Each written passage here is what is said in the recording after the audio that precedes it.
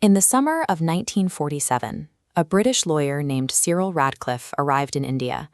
He had never been to the subcontinent before, and he possessed no experience in drawing borders. But he was given a deadline of just 36 days to divide a colony of 400 million people into two new nations. The British Empire was bankrupted by the Second World War and facing widespread nationalist unrest. Deciding they could no longer maintain control, the last viceroy, Lord Mountbatten, accelerated the timeline for withdrawal from July 1948 to August 1947, giving officials barely 2 months to prepare for the transition. This rushed exit was built on the two-nation theory, the political idea that the subcontinent's Hindus and Muslims represented two distinct civilizations that could not coexist in a single state. Working with outdated census data and inaccurate maps, Radcliffe drew the borders in secret. His line severed integrated socio-economic regions to create a Hindu-majority India flanked by two wings of a new Muslim-majority Pakistan. British officials prioritized a quick political exit over geographic or social reality. By dividing integrated communities and critical infrastructure overnight, the new map ensured that the arrival of independence was inextricably linked with the collapse of civil order. When the borders were announced in August 1947, between 12 and 20 million people found themselves suddenly living on the wrong side of the line. Hindus and Sikhs fled Pakistan for India, while Muslims moved in the opposite direction, creating the largest mass migration in modern history. The breakdown of policing sparked extreme communal violence. Trains filled with refugees crossing the border were frequently ambushed and derailed.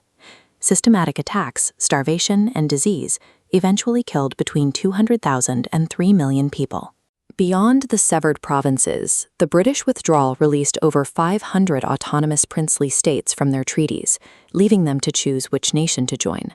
The most contentious was Jammu and Kashmir, a Muslim-majority state ruled by a Hindu Maharaja, bordered by both new nations. A rushed administrative transfer of power dissolved into mass displacement and slaughter. The survivors carried the physical and psychological scars of this division, setting a tone of mutual hostility between the two states from their very first days of existence. In Kashmir, Maharaja Hari Singh attempted to delay his decision to maintain his own independence. In response, thousands of Pakistani tribal militias, supported by paramilitary forces, poured across the border in October 1947 to capture the capital. Unable to withstand the assault, the Maharaja signed the Instrument of Accession, officially joining India in exchange for military aid. Indian troops were airlifted into Srinagar the next day, directly engaging Pakistani forces and launching the First Indo-Pakistani War. After more than a year of fighting, the United Nations brokered a halt to the combat. In January 1949, a UN-mediated ceasefire line was drawn through the territory, leaving Pakistan in control of the north and west, while India held the center and south. Pakistan attempted to break this deadlock in 1965 with Operation Gibraltar. Thousands of infiltrators were sent into Indian-administered Kashmir to spark a local rebellion.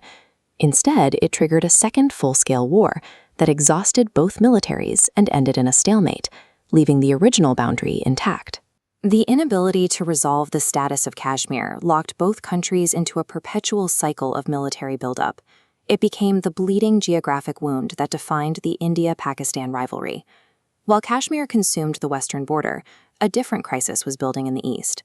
Pakistan was functioning as a single nation split into two landmasses, separated by 1,000 miles of hostile Indian territory.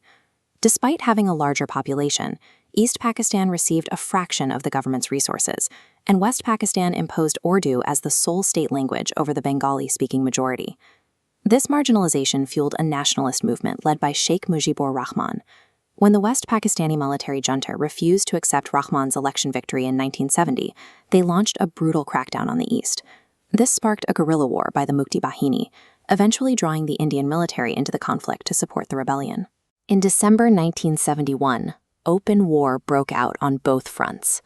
Within 13 days, Indian and Bengali forces overwhelmed the Pakistani military in the east.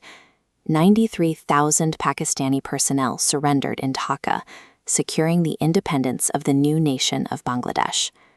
The following year, Prime Ministers Indira Gandhi and Zulfikar Ali Bhutto met to negotiate the post-war settlement in the Simla Agreement. They agreed to resolve disputes through direct negotiations and formally renamed the Kashmir ceasefire boundary the line of control. The conflict shifted South Asia's balance of power. Pakistan was left fractured, having lost more than half its population, while India emerged as the dominant regional force.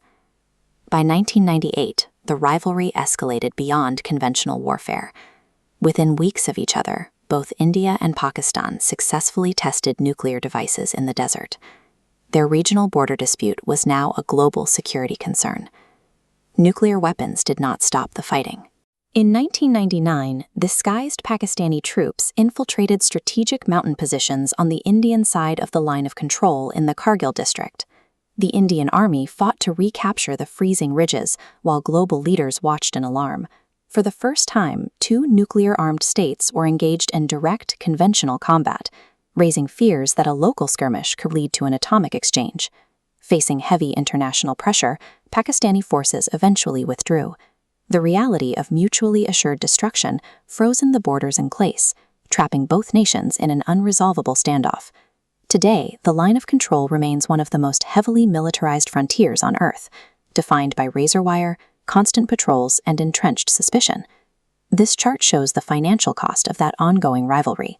Both nations pour massive portions of their federal budgets into defense spending and nuclear development, diverting billions of dollars away from infrastructure and civilian growth. Yet, beneath the political hostility, the people of India and Pakistan remain deeply connected. They share languages, a rich culinary and artistic heritage, and a global diaspora that frequently lives and works together in peace. The history of the subcontinent was fractured in 1947 by a stranger with a pen and a 5-week deadline. The question for the next 75 years is whether the future will be dictated by that hastily drawn map or by the undeniable shared humanity of its people.